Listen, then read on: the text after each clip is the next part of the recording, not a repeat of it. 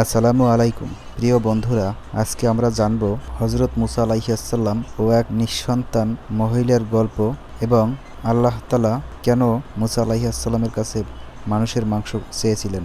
একবার হজরত মুসা আলাইহিসসালাম আল্লাহর সাথে কথা বলার জন্য কোহে তুর পাহাড়ে যাচ্ছিলেন। যাওয়ার সময় হঠাৎ রাস্তায় একজন মহিলা হজরত মুসা আলাইহিসসালামকে বললেন, হে মুসা আলাইহিসসালাম, আমি নিঃসন্তান, আমার কোনো সন্তানের জন্ম হয়নি।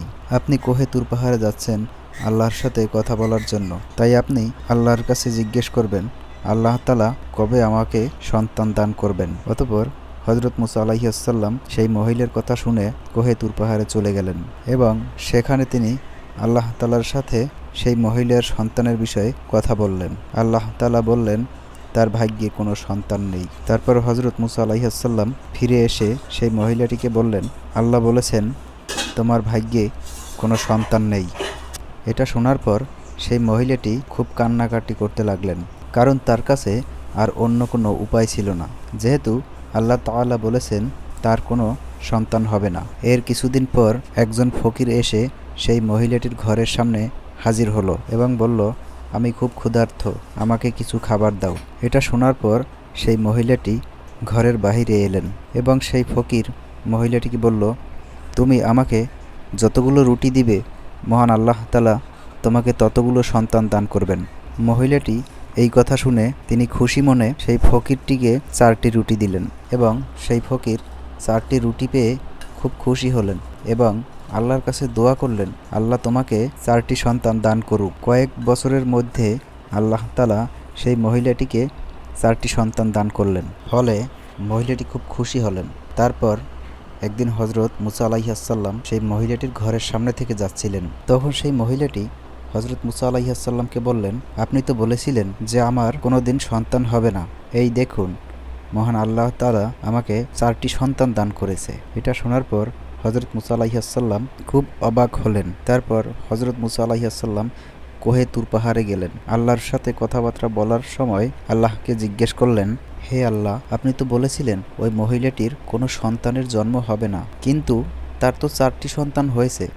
হে আল্লাহ, আমি বিষয়টা বুঝতে পারলাম না। তারপর মহান আল্লাহ তাআলা বললেন, হে মুসা, আমি তোমার প্রশ্নের উত্তর দিব, কিন্তু তার আগে তুমি আমার একটা কাজ করে দাও, তুমি আমাকে এক টুকরো মানুষের মাংস এনে দাও। তারপর হজরত মুসা আলাইহিসসালাম একটি ছুরি নিয়ে বেরিয়ে পড়লেন এবং এক এক করে সমস্ত মানুষের কাছে বলতে লাগলেন, আল্লাহ তাআলা এক টুকরো মানুষের মাংস চেয়েছেন, তোমরা তোমাদের শরীর থেকে কেউ এক টুকরো মাংস কেটে দাও। কিন্তু কেউ তার শরীর থেকে এক টুকরো মাংস দিতে রাজি হলো না। তারপর মুসা আলাইহিসসালাম একজন মানুষকে দেখতে পারলেন এবং সেই লোকের কাছে যেতেই সেই লোকটি মুসা আলাইহিসসালামকে বললেন, আপনাকে দেখে এত চিন্তিত মনে হচ্ছে কেন? তখন হজরত মুসা আলাইহিসসালাম বললেন, আল্লাহ তাআলা আমার কাছে এক টুকরো মানুষের মাংস চেয়েছেন, কিন্তু আমাকে কেউই তাদের শরীরের মাংস দিতে রাজি হচ্ছে না। কথাটা শোনার পর সেই ব্যক্তি ছুরিটি নিয়ে তার শরীরের বিভিন্ন স্থান থেকে মাংস কেটে প্লেটটি ভরে দিলেন। তারপর হজরত মুসা আলাইহিসসালাম কোহে তুর পাহাড়ে গিয়ে আল্লাহ তাআলাকে সেই মাংস দিলেন। তখন আল্লাহ তাআলা হজরত মুসা আলাইহিসসালামকে বললেন, হে মুসা, তোমার গ্রামে যাওয়ার কি দরকার ছিল? তুমিও তো একজন মানুষ, তুমি তো তোমার শরীর থেকে এক টুকরো মাংস কেটে দিতে পারতে। তখন আল্লাহ তাআলা বললেন, এটাই হলো তোমার সেই প্রশ্নের উত্তর। যেই ব্যক্তিটি আমার নামে তার শরীরের বিভিন্ন স্থান থেকে মাংস কেটে দিয়ে দিল, আমি সেই ব্যক্তির কথায় ওই মহিলাকে 4টি সন্তান দান করেছি। হে মুসা, যদি কেউ আমার পথে নিজেকে সম্পূর্ণরূপে আত্মত্যাগ করে দেয়, আমি তার কথায় লিখিত সিদ্ধান্তও বদলে দেই। সুবহানাল্লাহ। যদি কোনো নেক বান্দা আল্লাহ তাআলার কাছে দোয়া করে, তবে আল্লাহ তার দোয়া কবুল করেন।